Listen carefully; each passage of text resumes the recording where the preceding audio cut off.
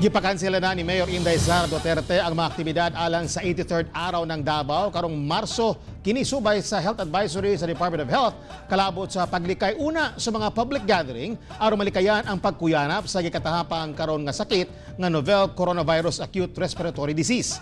Sayron ta ang dugang detalye sa live report ni Sheila Vergara Rubio. Sheila. Yes, Tex, ang gitwala pagayod makontrola ang pagkuyanap sa NCOV-ARD sa tibuok nasod. Busa ang ginapaningkamutan karon sa lokal nga kagamhanan nga dili gayod makakuha ang mga Davaoenyo sa mong impeksyon. Gawas sa pagpakusog sa immune system ug paghugas sa kamot, giawhag ang katawhan nga likayan una ang mga crowded nga lugar. Busa subay niini. Gidayong gipakansila ni Mayor Inday Sara Duterte ang mga aktibidad sa araw ng Davao gawas lamang sa misa pasalamat karong Marso 1. It is with a heavy heart that I have decided to cancel the following events of the 83rd Araw ng Davao celebration. Pasiugdang Pagsaulog, Reyna Davaoena, Ginoong Davao, Sayaw Pinoy, Kalingawan sa Santa Ana, Hudyaka, Mutya ng Davao, Pasidungog, Araw ng Empleyado, Kanta Davaoenyo, Parada Davaoenyo, and the Dato Bago Awards. Hinuon gitino sa mayor nga magpabiling holiday ang March 16, apan wala na'y parada nga ipahigayon. Dugang sa mayor nga ang mga dunay sakit, gitambagan nga dili una mo biyahe pagawas o pasulod sa Davao.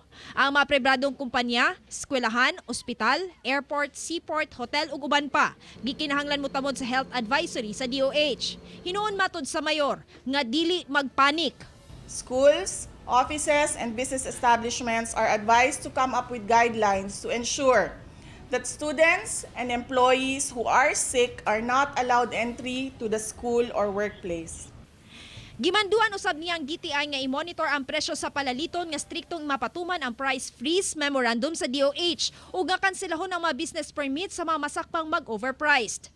Samtang gikabalak-an man nga dakong epekto sa turismo ang kanselasyon sa aktibidad apan sumala sa Davao City Tourism nga mas importante ang kasiguruhan sa tanan. On one hand, we're kind of sad because we had been preparing for Araw ng Davao, but then it's the safety talaga of the Davaoenos that comes first more than anything po. And I know that that's the concern po of our mayors. Gibutyag ni Mayor Inday Sara Duterte nga ang tanang aktibidad subay sa araw ng Davao nga napreparahan na karon ipahigayon na lang sunod tuig. Tek. Daghang salamat, Sheila Vergara Rubio.